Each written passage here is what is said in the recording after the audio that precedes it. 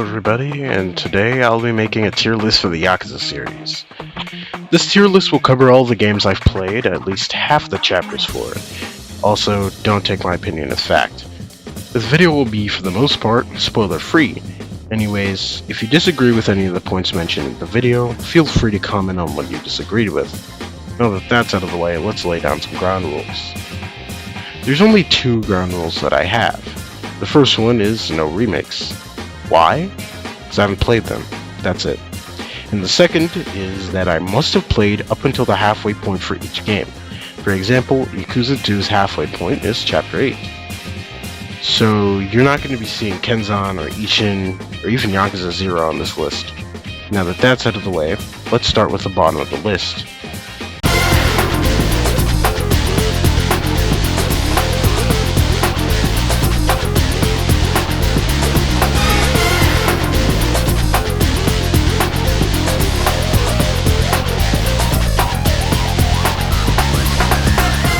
Right at the bottom of the list is Yakuza 1, the game that started it all. This game was the very first game in the series, and it almost cost Toshihiro Nagoshi, the creator of Monkey Ball and Yakuza, his job at Sega. Now, I don't have a problem with the majority of this game, but its gameplay is one of the main factors of this game, and it is really not good. It's clunky, turning is slow, your crowd control skills are butt cheeks, and he drops like crazy at this game. Not to mention, there's noticeable input lag in the PS2 games, so that makes this whole thing way worse. Outside of that, the story is great, the music and atmosphere is spot on, but the combat brings this game down tremendously. Also, the sub-stories aren't even good. Also, you meet this guy in Chapter 2 named Punk-Ass Abe. He's not significant to the plot in any way, but I thought I'd mention him here because he has a funny name that was kept in Kiwami, implying that it was not one of the countless translation errors in the original PS2 game. Also, I forgot to mention, the dub is hilariously bad. Moving on, we have Yakuza 5.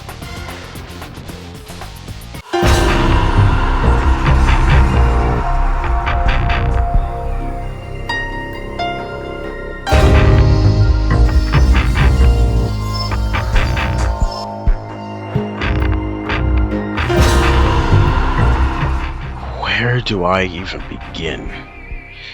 For one, this game is big. Really fucking big. Probably the most ambitious Yakuza to date. Now, unlike Yakuza 1, I love this game's gameplay, but the story I felt was really lacking. To top that off, this game is super fucking long. It took me over 30 hours to finish the damn game, and I skipped some cutscenes too. While this isn't the most time I've spent in a single playthrough of the Yakuza game, Like a Dragon 7 already surpassed that length, for its gameplay style, which is the same as the previous games, I felt it was really bloated and did not need to be as long as it was. Besides Yakuza 1, I haven't done multiple playthroughs of any game on this list, and I did not do sub-stories on any first playthrough, so I can't comment on this game's sub-stories. Anyways, this game has 5 playable characters, and all of them play pretty great. Also, you can play as Haruka in this game, and her part is peak. I will hear no objections in the comments. To start, it's a rhythm game that's actually pretty fun. Second, I like her part's story the most. Third, you can play as Akiyama, bro. Let's go! And that's it. Finale was peak, as they all are, and that's about as much as I can say. Anyways, next up is...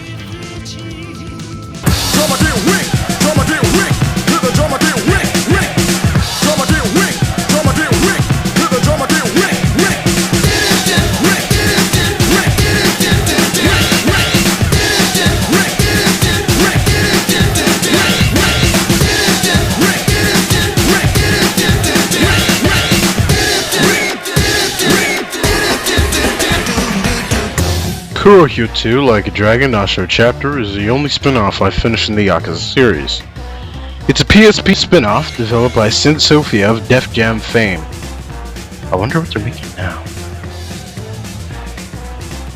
Oh. never mind. This game plays like Def Jam. Dotsie has over 20 styles in his arsenal. That's like 5 times the amount that Kiryu and Majima do in Yakuza 0, and by extension Kiwami. Its story is nice, but its prequel is kind of better in the story department, in my opinion. Its OST is pretty alright. Then again, I think the original game, the first game's OST is pretty better, and it's overall a good game. I do like its prequel more though. I don't have much else to say, so let's move on.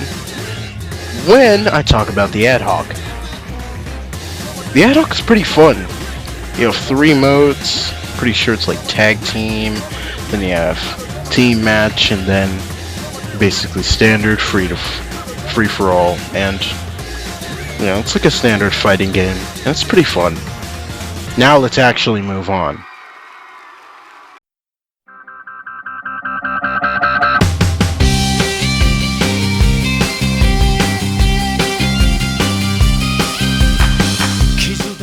Next up is Yakuza 3. This game I see tons of hate for because of the blocking system, and in my opinion, I think that argument is retarded as fuck. 1, enemies block just as much as 4 in the other games as they do in 3, so I don't even know why people even argue about this. The story's pretty good, but in my opinion it was weaker because I thought it was way too short for its own good. Yeah, Kids of these games are made in one singular year besides Yakuza 5 and Like a Dragon. Well, among other newer Yakuza games. Anyways, I love Yakuza 3's gameplay, and it probably clears most of the other games on this list. The OST is also peak, and once again, I have barely anything to say about it. First PS3 Yakuza besides Kenzan. Anyways, next.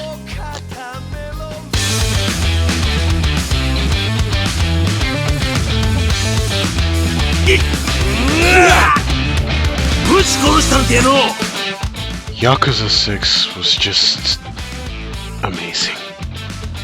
I love pretty much every second of it. I hear a lot of people disliking this game due to it changing Kiryu's gameplay style. And I kind of disagree, because I really like the Dragon Engine Kiryu gameplay. In fact, the Dragon Engine is kind of peak, if you ask me. As of this game onwards, entering new areas loads completely seamlessly. The battles have ragdoll physics, voice cutscenes with pre-animated moves no longer have a dialogue box for the text like they would in the previous games, and the graphics have been upgraded to look amazing. The story is the most climactic story in the Kiryu saga. The story is really good in my opinion, and I really enjoy the characters. The dynamic intros appear more than ever now. The game's bosses are really something. I thought its music, while on the weaker side, had some real fucking bangers. Anyways, now that that's out of the way, let's move on. Yakuza Like a Dragon is a game I haven't completed as of the writing of this segment, but I have reached chapter 12 and I'm loving it so far. This is the only other mainline game released with an English dub as of the writing of this video, with the other game being the original Yakuza on PS2. Unlike Yakuza 1, however, this game's English dub is actually good, instead of just being so bad that it ends up being laughably good. Majima was recasted for obvious reasons, but Kiryu's original voice actor stayed the same. I hope he returns for Gaiden and 8, am I right? Anyways, unlike literally every Yakuza game ever, this game is turn-based combat, which is the first and not a last for the series. Gameplay style will be the standard mainline gameplay for the years to come. Yakuza Like a Dragon is really fun in my opinion. It feels like a love letter to not only the Yakuza series, which Zero also was by the way, but also a love letter to the JRPG genre in general.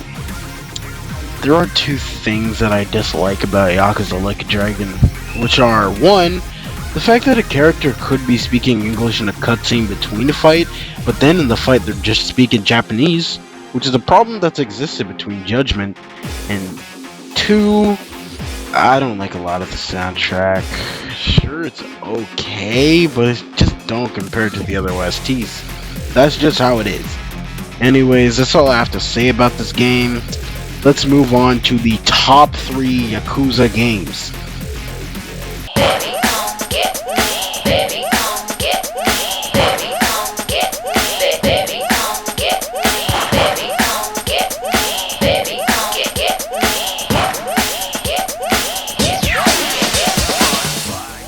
Yakuza 4 is the best playing HD Yakuza game in my opinion.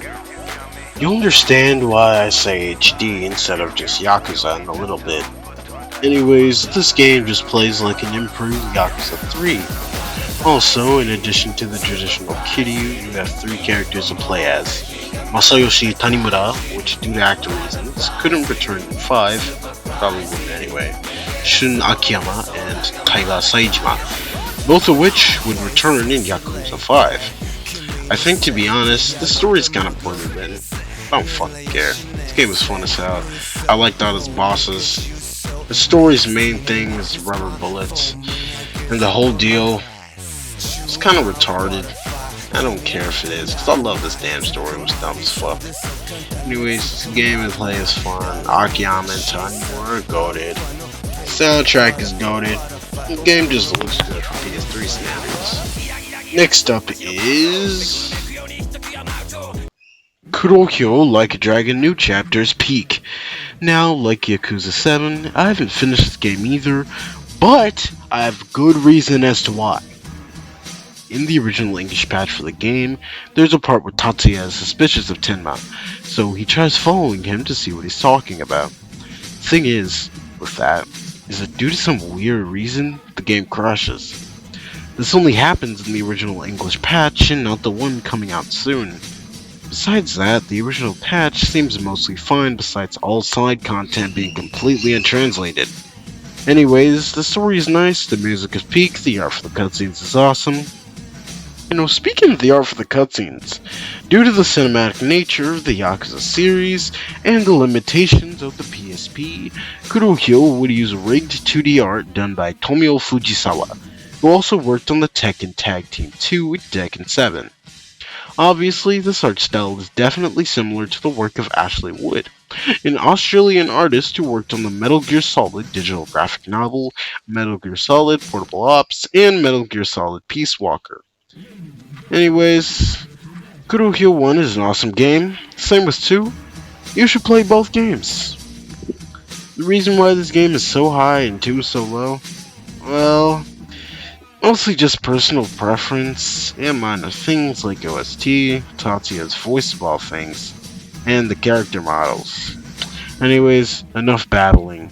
Let's finally move on to number 1 on this list.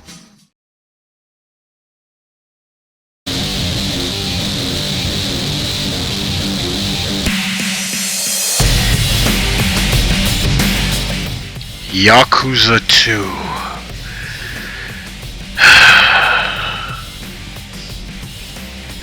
This game is one of my favorite games of all time.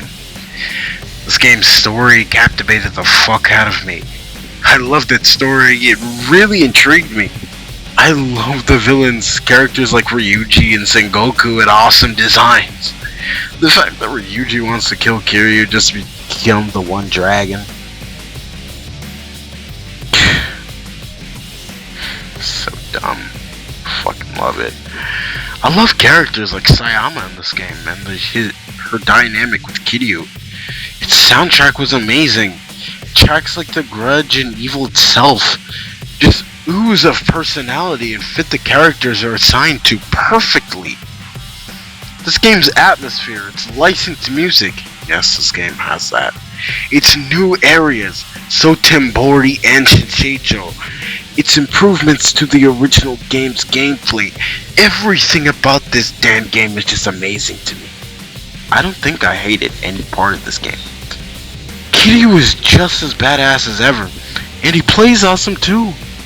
This game's bosses were fun as fuck, and the niggas who wrote the story were writing it with the flames of peak! Or something, because this game is really fucking fleshed out. It couldn't even fit on a single PS2 DVD. That's how ambitious it was. Don't forget, it was in development for 10 months!